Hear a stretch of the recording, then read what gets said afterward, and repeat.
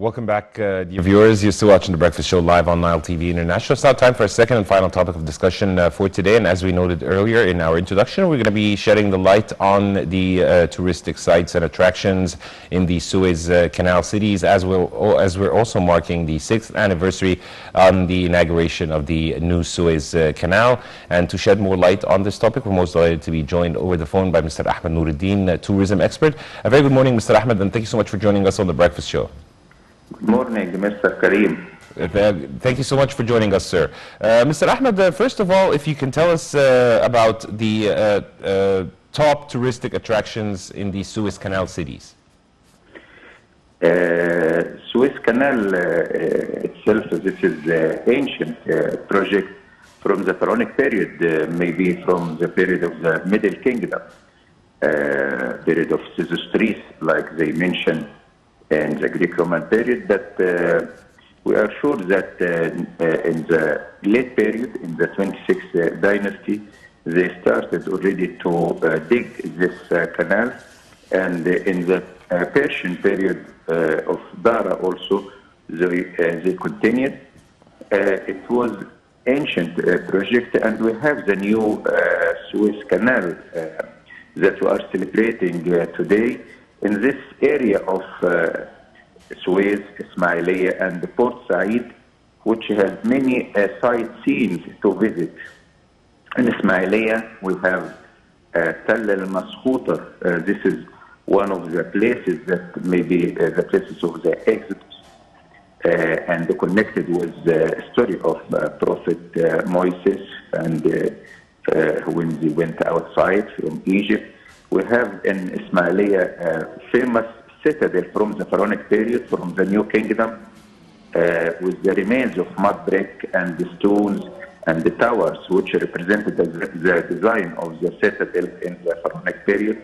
We have also another citadel in Ismailia, in Sila, near to Kantara, which has a statue, or a line statue made out of limestone.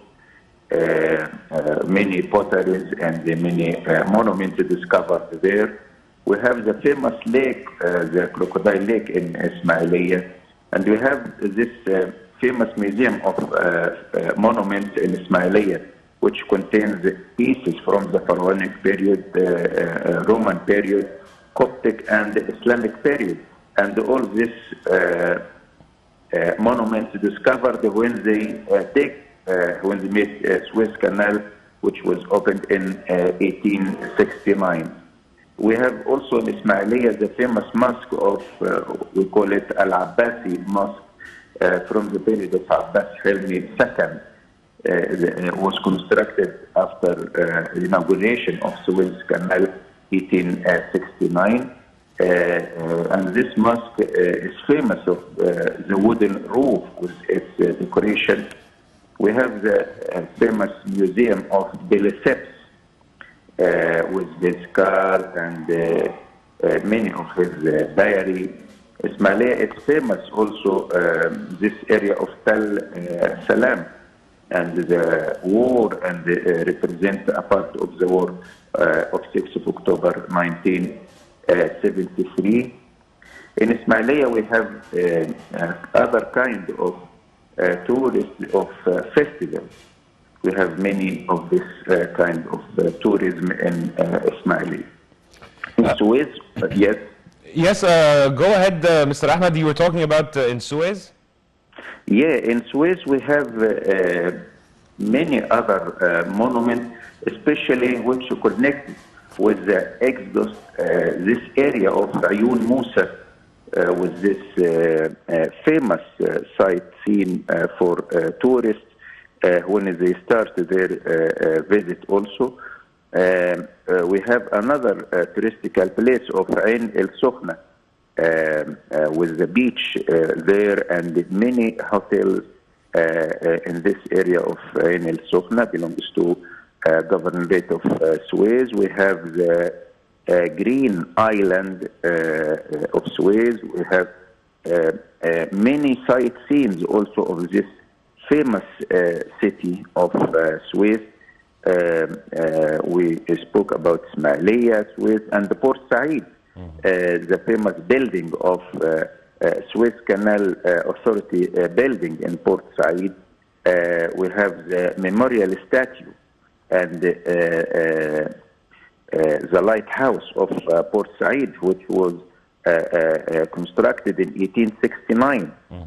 We have monuments from the Islamic period, like the famous mosque of Abdurrahman Lutfi. We have the famous church of Saint Eugenie, and we have the National Museum of Port Said also, which contains monuments from the Pharaonic period, Greek-Roman period, Coptic and Islamic period, and the modern period also. So we have many sites seen in this three governorate of Ismailia, Suez, and Port Said.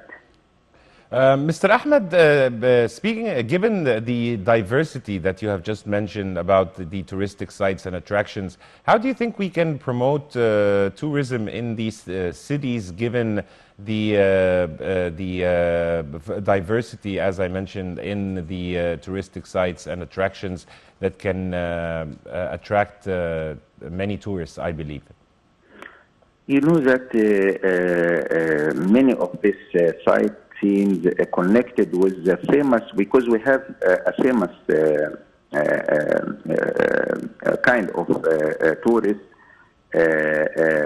this Holy Land tourists. So when they come to visit, at least they will spend one night at Ismailia to visit Tell al-Maskuta or Tell al-Yahudiya, and after that we took them from the tunnel of Ahmed Hamdi to go to this area of Ayun Musa, and then continue to reach to St. Catherine. So and the famous mountain there. So this kind of tourism connected with this area. Another tourists can make diving in this area of Ain el-Sokhna. It is near to Cairo, only 1 hour or less. They can reach and spend one night or at least one night or overday from Cairo to Ain el-Sokhna, and this is a part of the Red Sea. The same thing in Suez is so near to Cairo, only 1 hour you can go there. And we have many tourists who ask just to visit this place of Suez Canal and this place of the story of the war of 73, 6th of October 1973. So in 1 hour from Cairo, you can reach there. You can spend the day in these places, and you can have your lunch there and then return again to Cairo. So if we will speak about cultural tourism, we will find beach tourism, we will find, because we are so close to the Red Sea in this area of Suez Canal. Nouruddin, as always, really appreciate your insight, and thank you so much for joining us on The Breakfast Show. Dear viewers, by this we come to the end of today's episode. Just a quick recap of what we discussed. We talked about the 6th anniversary of the inauguration of the new Suez Canal, another achievement under the leadership of His Excellency President Fattah al-Sisi. And we also talked about the touristic attractions and touristic sites in the Suez Canal cities of Ismailia, Suez, as well as Port Said. Dear viewers, you're in the company of myself, Karim Gamaluddin, and my colleague Dina Hussein. Until we meet again, this is goodbye.